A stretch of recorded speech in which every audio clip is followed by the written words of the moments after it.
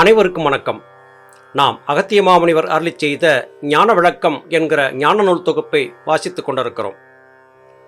பல ஆயிரம் பாடல்களை, பல லட்சம் பாடல்களை சித்திர பெருமக்கள் பாடியிருந்தாலும் அவற்றையெல்லாம் வாசிப்பதற்கு மக்களுக்கு பொறுமை இருக்காது என்பதை கருதி ஞானத்தின் நுணுக்கங்களை எல்லாம் சுருக்கமான நூல்களாக பாடியும் வைத்தார்கள். அது பற்றிதான விளக்கத்தை புலத்தியருக்கு அகத்தியர் சொல்லுகிறார். புலத்தியரோடு சேர்ந்து நாமும் அவற்றை தெரிந்து கொள்ளலாம். உண்மையான விளக்கம்தான் என்ன? ஆச்சப்பா புலத்தியனே நன்றாய் கேளு, 6 லட்சம் கிரந்தமதை அருளிச் செய்தேன். பேச்சப்பா பூரணத்தில் 3 லட்சம் பேசினேன், 1000ல் அடக்கிப் போட்டேன். காச்சப்பா 1000ஐ 500ஆக்கி கட்டினேன், 500ஐ 100க்குள்ளே. மூச்சப்பா 100ஐ 50ஆக்கி முடித்திட்டேன், 30க்குள் முகில் போல்தானே. என் மகனே புலத்தியா, பலவிதமான நூல்களை அலசி ஆராய்ந்து பார்த்து எம்பெருமான் ஈசன் 7 லட்சம் கிரந்தங்களை மக்களுக்காக கொடுத்தார். அன்னை உமாதேவிக்கு 7 லட்சம் கிரந்தங்களை எம்பெருமான் ஈசன் கொடுத்து அந்த நூல்களை எல்லாம் பாதுகாத்து மக்கள் சமுதாயத்திற்கு கொடுக்கும்படியாக ஆணையிட்டார்கள். அவரிடத்தில் இருந்து நந்தியம்பெருமான் கற்றுக்கொண்டார். நந்தியம்பெருமானிடமிருந்து எங்களை போன்றவர்கள் கற்றுக்கொண்டோம். எம்பெருமான் சொல்லியிருந்த 7 லட்சம் கிரந்தங்களையும் அப்படியே நானும் என்னுடைய நூலிலே 6 லட்சமாக மாற்றி எழுதி வைத்தேன். அந்த 6 லட்சத்தை வாசிப்பதற்கு பொதுவாக இனி வரக்கூடிய எதிர்கால சந்ததிகளுக்கு நேரம் இருக்காது என்கிற காரணத்தால் அவற்றை 3 லட்சமாக முதலிலே சுருக்கினேன். அந்த 3 லட்சமும் அதிகம் என்று தோன்றிய காரணத்தால் அந்த 3 லட்சத்தையும் சுருக்கி 1000ஆக மாற்றினேன். 1000ம் அதிகம் என்று தோன்றிய காரணத்தால் 1000ஐ 500ஆக குறுக்கினேன். அதன் பிறகு 500ஐ 100ஆக குறுக்கினேன். 100ஐ 50 ஆக்கினேன். அந்த 50ஐயும் 30 பாடல்களுக்குள்ளே முடித்தும் கொடுத்திருக்கிறேன். இப்படி நான் செய்திருந்த நூல்களையே கூட நான் சுருக்கி சுருக்கி சுருக்கி சிறிய குறுநூல்களாக கொடுக்க வேண்டிய கட்டாயம் ஏற்பட்டது என்று அகத்தியர் இங்கே சொல்லுகிறார். இதன் காரணம் யாதென்று பார்த்தால், கற்கக்கூடியவர்களுக்கு கலியுகத்திலே அவசரம் அதிகம். எந்த ஒன்றையும் பொறுமையாக இருந்து வாசிக்கக்கூடிய பக்குவம் இல்லை.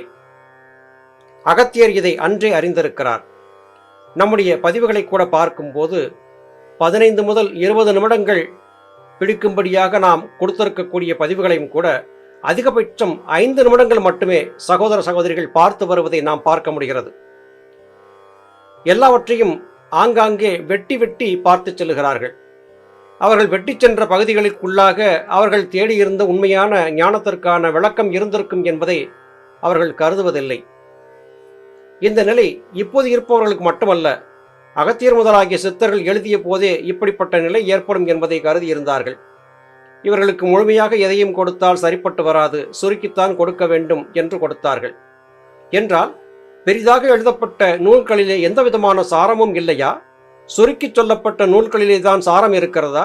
சுருக்கி சொல்லப்பட்ட நூல்களே போதுமானதுதானா என்கிற வினா வருகிறது. இந்த இடத்திலே ஒரு கருத்தை தெரிந்து கொள்ள வேண்டும்.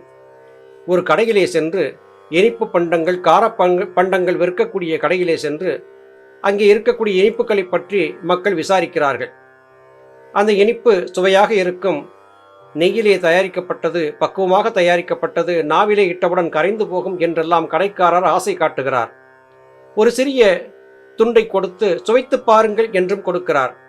அதை நாவிலே இட்டு அதன் சுவையை கண்ட மாத்திரத்திலே உடனடியாக எனக்கு அதிலே 1 கிலோ கொடுங்கள் என்று நாம் வாங்கி விடுகிறோம். இதே விடயத்தைத்தான் இங்கே அகத்தியர் செய்திருக்கிறார். அகத்தியர் மட்டுமல்ல, அனைத்து சித்தர்களும் செய்திருக்கிறார்கள். 7 லட்சம் பாடல்களை கொடுத்திருந்த எம்பெருமான் ஈசனுடைய நூல்களை 6 லட்சமாக குறுக்கி, அதையும் குறுக்கி 30ஆக கொடுத்திருக்கக்கூடிய அகத்தியருடைய நூலை வாசிக்கும் போது 30 பாடல்கள் மிகவும் அழகாக சொல்லப்பட்டிருக்கின்றனவே. அப்படி என்றால் மீதியாக இருக்கக்கூடிய அகத்தியருடைய நூல்களை வாசித்து பார்க்க வேண்டும் என்கிற ஆவல் நமக்கு ஏற்படும். இதற்காகவே இப்படிப்பட்ட காரியத்தை செய்திருக்கிறார்கள். இதை விடுத்து இந்த 30 பாடல்களை வாசித்தால் போதுமானது, மற்ற நூல்களை புறந்தள்ளிவிடலாம் என்கிற முடிவுக்கு சகோதர சகோதரிகள் வந்துவிடக்கூடாது. இங்கே என்னுடைய மகள் எனக்கு ஒரு தகவலை சொன்னார். அப்பா, நீங்கள் செய்து கொண்டிருக்கக்கூடிய இந்த வலையொலியிலே குறும்பதிவுகளை சிலவற்றை இடுங்கள். குறும்பதிவிலே சொல்லப்பட்டிருக்கக்கூடிய கருத்துக்களை ரசனையோடு கேட்டுவிட்ட ஒருவர் பதிவுகளை முழுமையாக பார்ப்பதற்காக உங்களை பின்தொடர்பவராக, சப்ஸ்கிரைபராக வருவதற்கு வாய்ப்பு இருக்கிறது என்று சொன்னாள். அதை செய்தும் பார்த்தேன். அதை பார்த்தபோது குறும்பதிவுகளை பார்த்து அடடா, இந்த மனிதர் நல்ல விதமாக பேசுகிறாரே என்று கருதி நம்மை பின்தொடரக்கூடியவர்களுடைய எண்ணிக்கை சற்று அதிகரிக்கவும் செய்தது. ஆனால் துர்லபமாக ஏதோ சில பதிவுகளை மாத்திரம் பார்த்துவிட்டு கடந்து செல்பவர்கள் எண்ணிக்கைதான் அதிகமாக இருக்கிறது. இதை போன்ற நிலையை பற்றித்தான் இங்கே அகத்தியர் தெளிவாக தன்னுடைய நூலிலே சொல்லி இருக்கிறார். தன்னுடைய சீடனாக்கிய புலத்தியருக்கும் சொல்லி இருக்கிறார். ஞானிகள் மகான்களுடைய வாக்கு எப்போதுமே பொய்யாக போவதில்லை என்பதை இங்கே நாம் புரிந்து கொள்ள முடிகிறது. முகிலாகச் செய்துவிட்டேன் மைந்தா மைந்தா, 30க்குள் அடக்கிவிட்டேன் முன்னூல் பார்த்து, அகிலமதில் விரித்து விட்டேன் இந்த நூலை, யார்தானும் எந்தனைப் போல் அறையமாட்டார். பகிரதியாம் கலைமகளாம் பாணிதானும், பார்வதியும் ஆறுமுகனும் பலபேர்தானும், சகியாத மூர்த்திகளாம் இவர்கள்தானும், சத்தி சிவம் இருப்பிடமோ சாற்றுவீரே. எம்பெருமான் இருப்பிடத்தை அறிந்து கொள்வதற்கு சிவசக்தியினுடைய சன்னிதானத்தை பற்றி மக்கள் தெரிந்திருக்க வேண்டும். சிவசக்தி சன்னிதானத்தை தெரிந்து கொள்வதற்கு சித்திர பெருமக்களுடைய அனுபவம் என்பது கை கொடுக்கும். அந்த அனுபவத்தை பற்றி தெரிந்து கொள்வதற்கு போதிய ஆவலோ காத்திருக்கும் பொறுமையோ இல்லாத காரணத்தால் நான் ஏற்கனவே செய்து வைத்திருந்த நூல்களை எல்லாம் சுருக்கி 30க்குள்ளே சுருக்கி தந்திருக்கிறேன். அதிலே முழுமையான விளக்கங்களை மற்ற நூல்களை சொல்லியிருந்தாலும் கூட அந்த நூலிலே சொல்லி இருக்கக்கூடிய விளக்கங்களுக்கான சுருக்க நூல்களை சிலவற்றை நான் கொடுத்திருக்கிறேன். என்னைப் போல இந்த உலகத்தில் யாரும் செய்திருக்க மாட்டார்கள் என்று அகத்தியர் சொல்லுகிறார். ஆனால் அகத்தியரின் கூற்றுக்கு மாறாக அனைத்து சித்தர்களுமே தாங்கள் சொல்லிய நூல்களை எல்லாம் குறுக்கியும் சுருக்கியும் சிறிய நூல்களை உருவாக்கி வைத்திருப்பதையும் நாம் பார்க்க முடிகிறது. ஒருவேளை அகத்தியர் பெருமானுடைய இந்த நுணுக்கம் சரியாக இருக்கிறது என்று புரிந்து கொண்டு பற்பல நூல்களை பாடியிருந்த சித்தர்கள் அவற்றுக்கு சுருக்கங்களையும் பாடி வைத்திருக்க கூடும் என்று கருதுவதற்கு இடம் இருக்கிறது. அந்த வகையில் இப்படிப்பட்ட ஒரு புதிய யுக்தியை கண்டுபிடித்தவர் அகத்தியராக இருந்திருக்கக்கூடும். பகிரதி, கலைமகள், வாணி என்றெல்லாம் அழைக்கப்படக்கூடிய சரஸ்வதி என்பவள் நாவிலே இருந்து நடனமாடுகிறாள். சிந்தனையை வெளிப்படுத்தக்கூடிய பேச்சிலே தான் சரஸ்வதி இருக்கிறாள் என்றெல்லாம் சொல்லப்படுகிறது. அப்படி நாவிலே சரஸ்வதி நர்த்தனமாட ஞானப்பாடல்களை பல பாடல்களை சித்தர்கள் பாடியிருந்தாலும் கூட அவற்றை சுருக்கி சொல்லியதை பார்த்த பிறகுதான் அதை கற்க வேண்டும் என்கிற ஆவல் மக்களுக்கு ஏற்பட செய்யும் என்பதை புரிந்து கொண்டு இப்படிப்பட்ட நூல்களை எல்லாம் அகத்தியர் பாடியிருக்கிறார். இப்படிப்பட்ட நூல்களை செய்வதற்கு பார்வதி, அறுமுகன் மற்றும் மும்மூர்த்திகள், எண்ணற்ற சித்தர்கள் ஆகியோர் தனக்கு உந்துதலாகவும் ஆறுதலாகவும் இருந்து தனக்கு ஞானத்தை அருளி செய்தார்கள் என்று இங்கே அகத்தியர் பெருமான் வெளிப்படையாக சொல்லுகிறார். சாற்றுதற்கு இதின் நியாயம் தெரிய கேளு, தந்திமுகன் ஆரென்றும் அயன் ஆரென்றும், தேற்றுதற்கு உலகமதின் மயக்கம் அப்பா, தேவர்கள் 30 முக்கோடியோரும் வேற்றோர் ருத்திரனோடு 5 பேரும் வேதாந்த இருப்பிடத்தின் வெளிச்சமாகும். காற்றிருப்பார் இவர்களோட தரத்தை நாடி கருவூரார் இப்படியே கருதினாரே.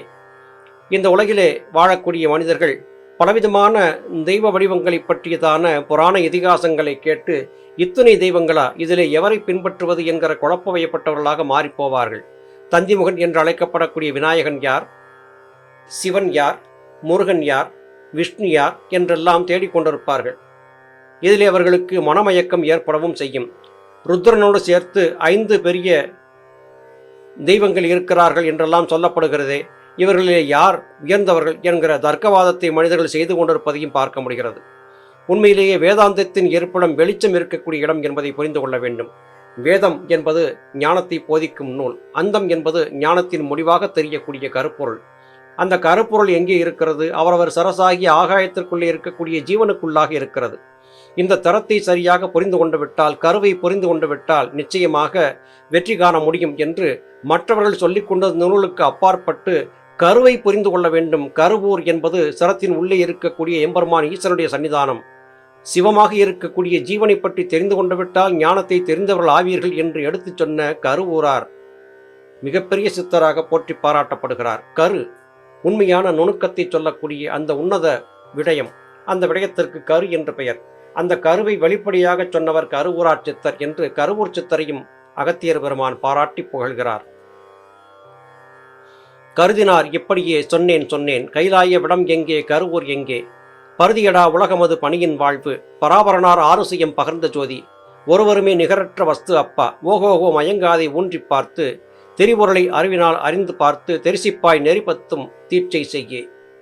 10 தீட்சையை செய்துவிட்டால் இந்த நெறியெல்லாம் உனக்கு சுலபமாக விளங்கிவிடும். 10 தீட்சை, தச தீட்சை என்பது எது? 8 என்று அழைக்கப்படக்கூடிய சந்திரகளை, 2 என்று அழைக்கப்படக்கூடிய சூரியகளை, அதாவது 2 வழிகளை உட்பக்கமாக திருப்பி சுழுமுனை மையத்தை பார்க்கக்கூடிய நிலையிலே இருந்து செய்யக்கூடிய வாசிப்பயிற்சி. இந்த வாசிப்பயிற்சியை செய்துவிட்டால் உனக்கு குழப்பம், மயக்கம் என்பது நிச்சயமாக ஏற்படாது. எவரும் அறிந்து கொள்ள முடியாத உன்னத வஸ்துவை நீ புரிந்தவனாவாய். அந்த வகையிலே பார்க்கும்போது கைலாயம் என்பது எது, கைலாயத்திலே முதலாவதாக வெளிப்பட்ட விடம் என்பது எது, கருவூர் என்பது எது, உலகம் என்பது எது, பனி இருக்கக்கூடிய இமயம் என்று அழைக்கப்படக்கூடிய கைலாயம் என்பது எது, இவை எல்லாமே சிரசாகி ஆகாயத்திற்குள்ளே இருக்கக்கூடிய ஜீவனின் இருப்பிடம்தான் என்பதை நீ புரிந்து கொள்வாய். இது இங்கே அகத்தியர் பெருமான் புலத்தியருக்கு அழகாக எடுத்துச் சொல்கிறார். புலத்தியர் புரிந்து கொண்ட அந்த நல்ல விடயங்களை நாமும் புரிந்து கொள்ள வேண்டும் என்றால் தசதீட்சையை நாம் எடுத்தாக வேண்டும். தசதீட்சை என்று சொல்லப்படுவது எது? சந்திரகளை சூரியகளை இணைத்து செய்யக்கூடிய வாசிப்பயிற்சி. இதை முறையாக ஒரு உத்தம சத்குருவின் மூலமாக பெற்று நாம் பயணிக்க வேண்டும் என்று அகத்தியர் புலத்தியருக்கு அறிவுரையாக சொல்லுகிறார். தீட்சை அது ஏது என்றால் சொல்ல கேளு.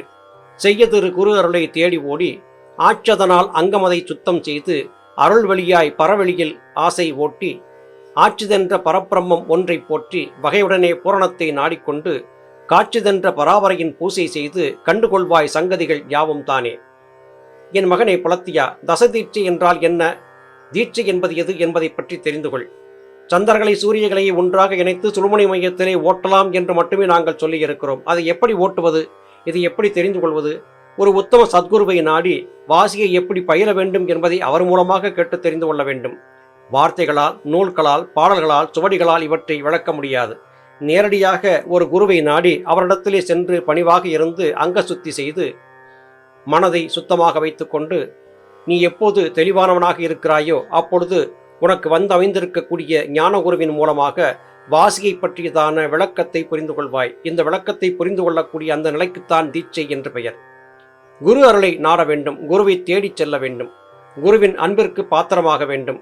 குரு முழுமையாக உனக்கு ஞானத்தை கொடுக்கும்படியாக உன்னை நீ தூய்மையானவனாக மாற்றிக்கொண்டு பக்குவப்பட்டவனாக இருக்க வேண்டும். உன்னுடைய பக்குவத்தை முறையாக சோதித்தறிந்த சித்தர்கள் குருகளாக வந்திருக்கக்கூடியவர்கள் மூலமாக உனக்கு ஆசையும் வழங்குவார்கள்.